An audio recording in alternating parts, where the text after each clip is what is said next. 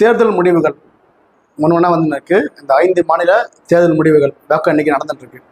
இதில் மேற்கு வங்காளத்தில் பாஜக சொன்னபடி சொல்லி அடிச்சிருக்காங்க. இந்த முறை மேற்கு வங்காளத்தில் ஆட்சி மாற்றம் என்பது உறுதியாக இருக்கு.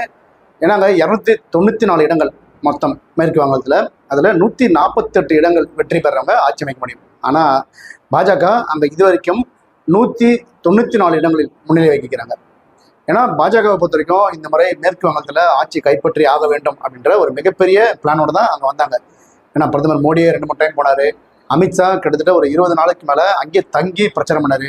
பாஜகவோட மாநில தலைவர் சுவேந்து அதிகாரி கண்டிப்பாக இந்த முறை நாங்கள் ஆட்சியை கைப்பற்றோம் அப்படின்னு சொன்னாங்க. தமிழக கவர்னராக இருந்த RN ரவி அவர்கள் மேற்கு வங்கத்துக்கு மாற்றப்பட்டார். அதே மாதிரி மத்திய ஆயுதப்படை, மத்திய காவல் படையெல்லாம் வந்து மேற்கு வங்கத்தில் குவிக்கப்பட்டாங்க. அங்கே இருந்த ஊடகக்காரர்கள் வெளியேற்றப்பட்டாங்க. ரவுடிசம் முற்றிலும் ஒழிக்கப்பட்டு, அதனால தான் அங்கே வாக்குப்பதிவும் அதிகமாகிடுச்சு. இந்த முறை வாக்குப்பதிவு அதிகம். ஏன்னா அங்கே இருந்த அந்த பெண்கள்லாம் வந்து ஆர்வமாக வாக்களிச்சாங்க. இது வரைக்கும் அவங்களுக்கு வாக்களிக்க கூட அவங்கள விடலை அப்படின்ற மாதிரியான ஒரு குற்றச்சாட்டுலாம் சொன்னாங்க. நம்ம நிறைய சேனலில் பார்த்துருக்கோம். காவல்துறை, மத்திய காவல்துறையை வந்து பொதுமக்களுக்கு வாக்குறுதி கொடுத்தாங்க. நீங்கள் தைரியமாக வந்து வாக்கு போடுங்க, உங்களுக்கு நாங்கள் பாதுகாப்பு கொடுக்குறோம் அப்படின்ட்டு. அதை தொடர்ந்து தான் வந்து அங்கே வாக்குப்பதிவு இந்த மாதிரி அதிகமாக இருக்குது. 90% மேலே வாக்குப்பதிவு ஆச்சு.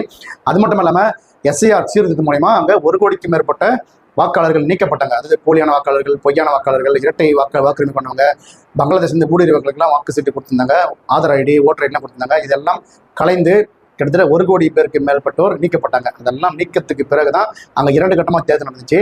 முதல் கட்ட தேர்தலையும் 90% மேலே வாக்குப்பதிவாச்சு. 2ஆம் கட்ட தேர்தலையும் 90% மேலே வாக்குப்பதிவாயிடுச்சு.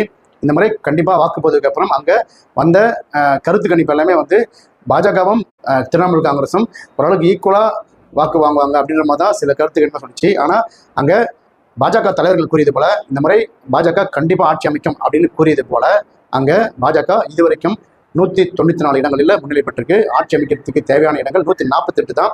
ஆனால் பாஜக 194 அறுதி பெரும்பான்மைக்கு மேலே அங்கே வெற்றி பெற்று ஆட்சி அமைக்கும் சொல்லப்படுது. பாஜக ஆட்சி அமைக்கிறது யாருக்கு கவலையாக இருக்கோ இல்லையோ, பங்களாதேஷை சேர்ந்த ஒரு MP, நீங்கள் ஒரு 2 நாளைக்கு முன்னாடி பார்த்துருப்பீங்க, பங்களாதேஷை சேர்ந்த ஒரு MP பார்லிமெண்ட்டில் பேசியிருந்தார். அவங்க நாட்டு பார்லிமெண்ட்டில் என்ன சொல்லியிருந்தாருன்னா, மேற்கு வங்கத்தில் பாஜக ஆட்சி அமைக்கிறது போல ஒரு சூழல் வருது.